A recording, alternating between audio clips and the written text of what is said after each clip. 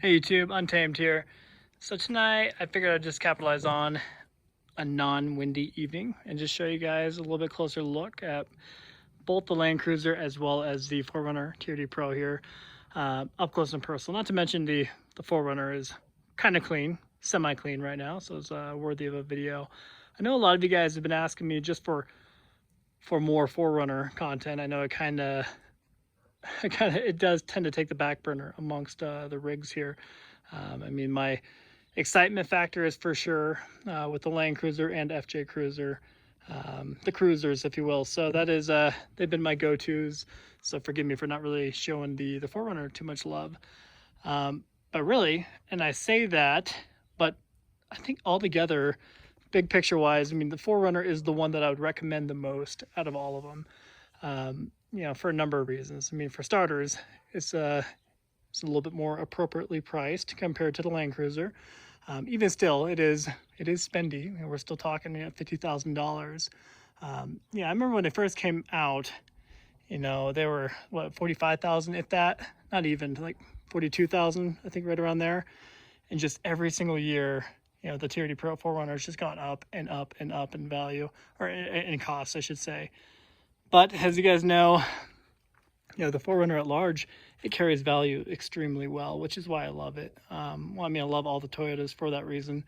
But I don't know. So, I mean, anybody who is in the market to get a new vehicle, I would always recommend getting a new 4Runner, but specifically a Pro, just because, sure, you're spending more money up front. It's costing more money, so that sticker shock is always a little bit, I don't know, is a bit higher, obviously, with the Pro, but the fact that you can get it and it'll sustain value better than the other trim packages, the other models, is something to consider. And I think a lot of people don't do that. They just look at the price tag, like, oh, wait a minute, I can get the off-road for, you know, X amount $1,000 less, and then they pull the trigger on that. But then over the next 5 years, they ended up losing more money than what they would have lost on the TRD Pro, if that makes sense. So I don't know. I mean, I know not a whole lot of people really think that way, but you know, another factor is, of course, you need to buy, you know, what you can afford. So if you can actually sustain the monthly payment, that's the most important thing. You don't want to live beyond your means. So that's obviously the most important aspect. But in this video, I just want to show you guys a little bit of that side-by-side look compared to the Land Cruiser. This 4Runner, I mean, I always thought this was huge, right? I always thought it was big until we got the Land Cruiser, and this thing is just a tank by comparison, you know, and it feels the part. It feels heavy dutier. No, that's not the right word. That's not a word. It feels more heavy duty than the 4Runner at large in every aspect, between, you know, the heft of the doors, just the overall heft of the vehicle when you're turning, stuff like that. It for sure feels the part. And I'm trying to give you guys I'm trying to figure out the best way to show it to you, but you know, even the width. So the width, I would argue, between the two of them. Let's see if I can kind of show you both of them real quick, side by side. Should have parked them a little closer. Even width-wise, you know, the cargo space in the back, we're talking at least 6 inches wider, it feels like, on the inside. And as far as height goes, I would argue still maybe 5 inches about, and maybe not that much. It's definitely maybe 3 to 5 inches taller, right?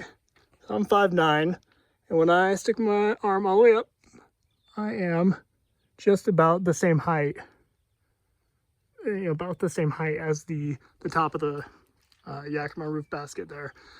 Whereas this one, you know, I can easily just kind of grab onto it. So anywhere between 3 and 5 inches taller is what I would suggest between the two of them. And really, most car washes, and for the record, whenever I use a car wash, I will strictly use the touchless. I will never go through the touch ones, just for the sake of saving my vehicles from all the million micro scratches that you will get from the touch drive-through washes. But if you're going to use a car wash at all, something to consider, because you really are, you know, right at that 7-foot height with this, you know, or even a little bit taller perhaps, when you slap on some off-road tires, which I did, which are a little bit bigger than stock. So there's a chance that were just over 7 foot. So something to consider. So I guess perhaps another reason to consider swapping out that roof basket. And thank you guys for the recommendations. I see a couple of you kind of passed a couple of good ideas my way. I think Prinsu appears to be the coolest option right now, but more to follow on that. But I think that will likely be among my next purchases and upgrades for the Land Cruiser here. The one thing that I kind of regret doing, I don't want to say regret, one thing that I did not do with the 4Runner that I did with every single other vehicle that I've had in the last couple of years was I did not swap out the tires. I didn't though, because out of all of them, these actually appear to be, you know, semi-functional off-road. These are the Nitto Terra Grapplers, or Nitto, however you want to say it. But obviously they're not super aggressive, but definitely more aggressive than you would get the stock tires that came on that Tundra, if you recall. Same goes for the Tacoma, and then absolutely with the Land Cruiser. So that's the one thing I didn't change on the 4Runner here.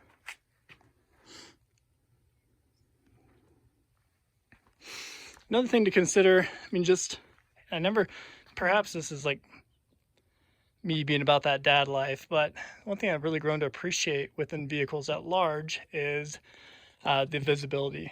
So look at the sheer size of these side windows here. They're huge. Obviously, to a lot of people, that takes away from the aesthetics. It takes away from the cooler appearance, more streamlined look, because you got these giant windows like a bus. You know, same with the 4Runner. 4Runner is definitely good, but the Land Cruiser is certainly better. The windows are just a bit bigger across the board. Not to mention, with this, what do you not see here that you see here?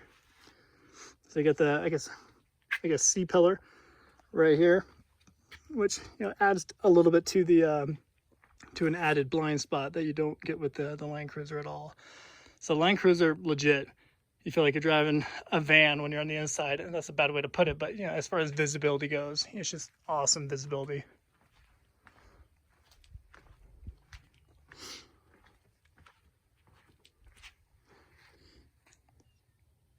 So one of my coworkers, he said, hey, you know, I love the Land Cruiser, but I think you should swap out the front grille, maybe make a full blacked out front grille.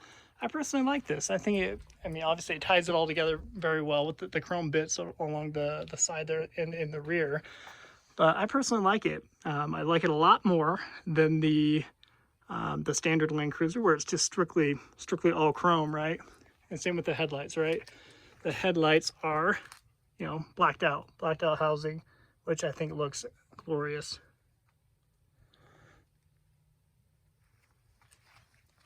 Oh, I love the look of that.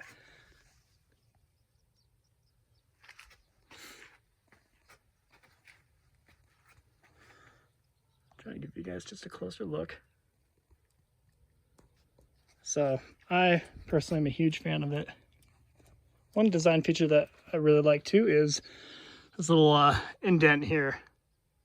This little half pipe right here. I think it looks really cool, especially while you're behind the wheel and just kind of overlooking the hood. It's kind of a cool feature.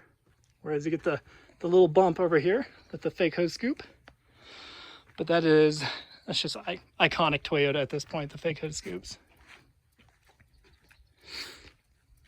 Hi, Bogers, buddy. Well, as you guys know, with this, I like these sliders better. I do still wish that I didn't get the slanted versions, as you guys know. I got the slanted RSG sliders here. But super convenient, as I'm quickly learning that so many of these off-road related organizations are based out of Colorado, which makes my life pretty convenient, pretty easy when it comes to actually picking them up, because I can order them and I can just drive down there real quick and pick them up. So RSG is based out of, I forget exactly where, but out of Colorado. The same goes for SLE Off-Road, of course, for the Land Cruiser here.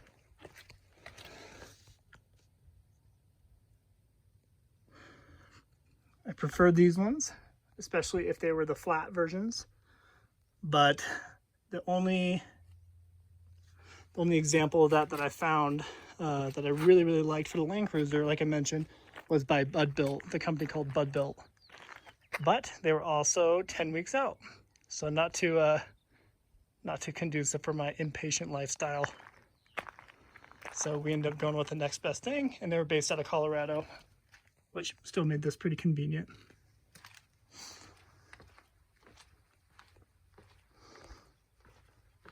The one thing that I do like better on the 4Runner is the side profile and just kind of the sharper edges of it.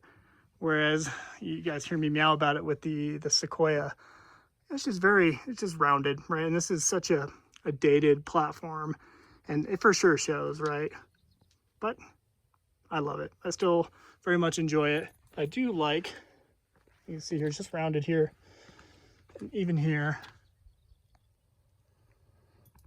just kind of rounded out. Nothing too creative, nothing too sporty. And then when you look at the 4Runner, it's just super aggressive by comparison. Yeah, you get this kind of this harder line coming down, right? Not to mention, I do like this trim piece that goes around the fenders itself. And then look at that, just a lot more of a sharper line for sure. You guys can see there. So that's one thing I think the 4Runner does do better. Unlike the 4Runner, the Land Cruiser came with LEDs up top as well as down below for the fog lamps. So that's a perk of this, as it should for the price tag, right? Whereas, of course, you guys know that was not the case with this. Got LEDs. I forget which was which. I think maybe LEDs up top. No, excuse me. I think these were LEDs down below, and then the halogens up top. The yellow lights up top, which looks a little mismatched, right? Mismatched. I know a lot of people are indifferent on the roof rack on the 2019 and up 4Runner TRD Pros, but I personally love it. I think it's I don't know, I think it's a sleek touch, which is why I which is why I also love the FJ Cruisers, because they have a very similar, roof basket, of course, rack. As far as the tail lights go, I prefer this. I definitely prefer that over this. I think you guys have heard me complain enough about that. It's just so 2008, or as Fergie would say, 2008. But hey, they're functional, right? You're not going to miss that at nighttime as it's lighting up and flashing. I'm considering blacking out the chrome bits right there, through here and up here, all the way across, and that would be it. So they make a aftermarket add-on of just black, which I think would look pretty good. And you guys know I swapped out this, which is normally chrome, and all of these are just overlays, so super easy to install these. And as you guys know, I have another video that kind of showcases it if you want to check it out. It just matches a lot better because it comes with that, as well as that up here. So it goes together very well. As a final note, you guys know I was quick to tint both of them. I am a big advocate of that for a number of reasons, as I discussed already, but I always do 20% on the sides and then 5% on the rear here.